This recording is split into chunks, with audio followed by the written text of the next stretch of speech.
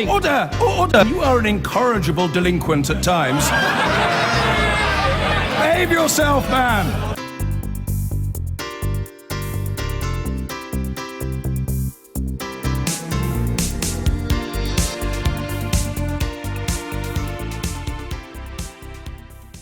Now, we've spent quite a lot of time discussing the EU referendum. Indeed, we have. But there are some other rather important elections taking place before that. And here's our handy daily politics guide. There are 7 sets of elections happening in May, all of which will take place on the same day, Thursday the 5th of May.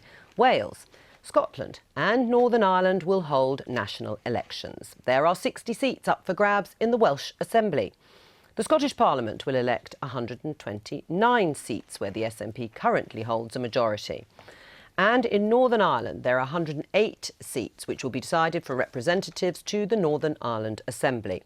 Across England, there are local government elections. 124 councils have seats up for election.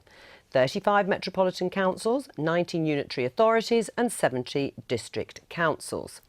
And 4 cities in England will elect mayors: London, Bristol, Liverpool and Salford. Londoners will also elect members to the London Assembly, with 25 seats available. And finally, voters in 41 police forces in England and Wales will elect a police and crime commissioner. And we're joined now from Glasgow by the elections expert, John Curtis. John Curtis, how important are these local elections, bearing in mind just over a month is the EU referendum?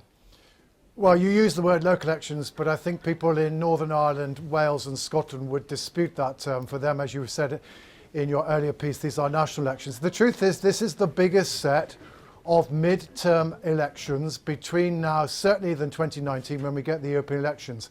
The truth is, for Scotland, for Wales, for Northern Ireland, their devolved assemblies are now clearly, for many things, the principal body that makes decision makings in those parts of the UK. For London, of course, it's the London Mayor, and that's become a really important office inside the capital.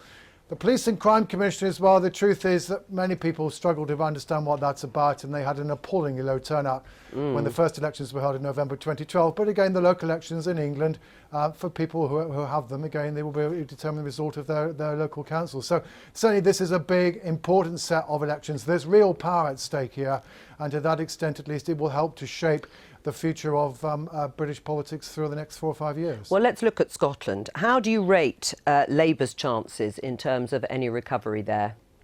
0 is almost the answer to that question. Right. The Labour Party is struggling north of the border. It's been struggling ever since the 2014 independence referendum. Since then, electoral politics in Scotland has been primarily about, are you for or against independence? Around 90% of those people who voted yes in the referendum look as though they're determined to vote for the SNP, and 90% of 45% is already enough to put the SNP well ahead. And there's about another fifth of people who will be willing to vote for the SNP even though they didn't vote for independence, because they like the idea of Scotland standing up, the SNP standing up for Scotland. The opinion polls at the moment in Scotland put the Labour at around a fifth of the vote, which, if that were to transpire into the ballot boxes, would be the party's worst performance in any election since and including the first contest in 1918. So the SNP pretty unassailable there, because I presume the Tories in Scotland aren't going to do then much better than they are at the moment. Absolutely correct. The Conservatives in Scotland look as though they're towards the high end of the range within which they've been oscillating ever since 1997, when they got a whitewash in the UK general election.